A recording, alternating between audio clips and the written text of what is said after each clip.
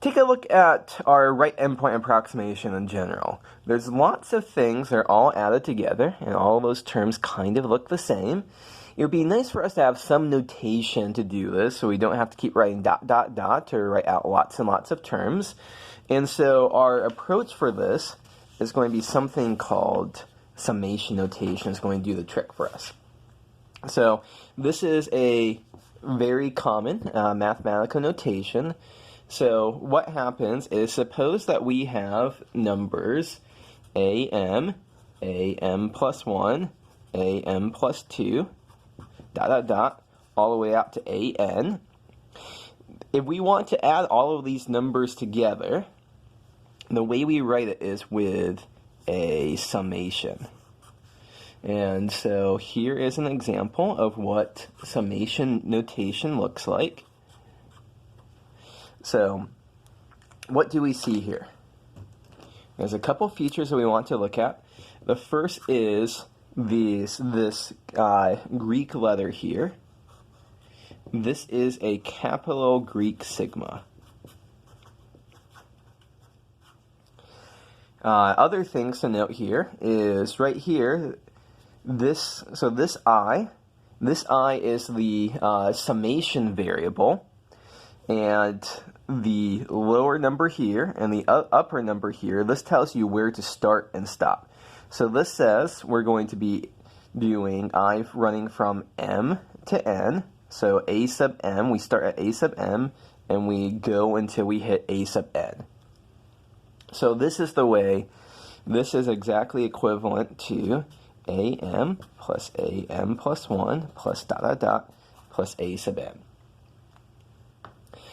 Just to maybe show an example of this, suppose that we had the sum from j from 1 to 5 of j squared. So we're going to add up. So our first term is going to be when j is equal to 1. That gives us 1 squared. And then when j is equal to 2, 2 squared, 3 squared, 4 squared, and 5 squared. And if you do the arithmetic there, you end up with 55. So just some points here.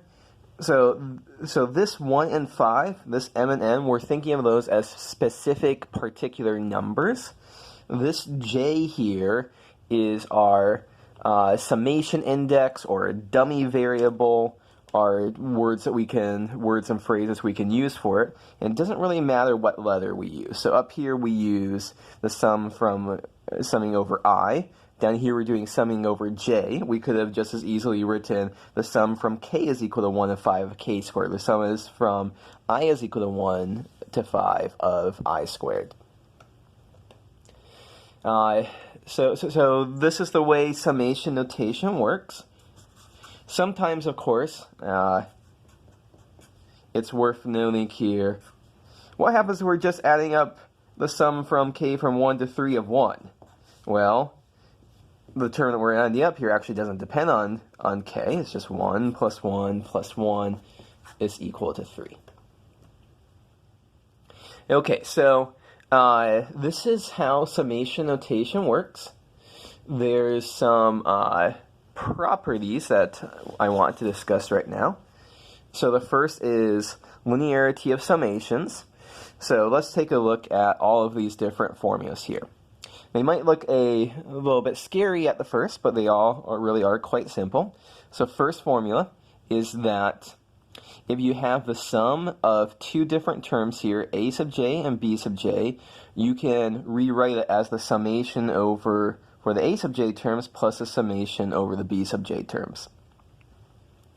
This one down here, this one says that if you have a constant, if you're summing a constant times your term, you can move that constant outside of the summation. And then finally, we see that if we're summing up a constant here, it's just, so we're summing up j from 1 to n, so there's going to be n terms in our sum, and so our answer here is just going to be n times that constant. We already saw an example of this last one here. We're summing up a constant 1. There's 3 terms here, so our answer should be 3 times 1. Just as an example or two of this, if we were to write out what is the sum of j from 3 to 5 of j squared plus j, so we can break this up as the sum from j from 3 to 5 of j squared plus the sum from j from 3 to 5 of j.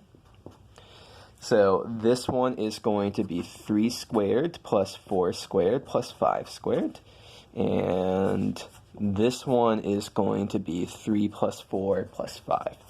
So you crunch that out, you get 62.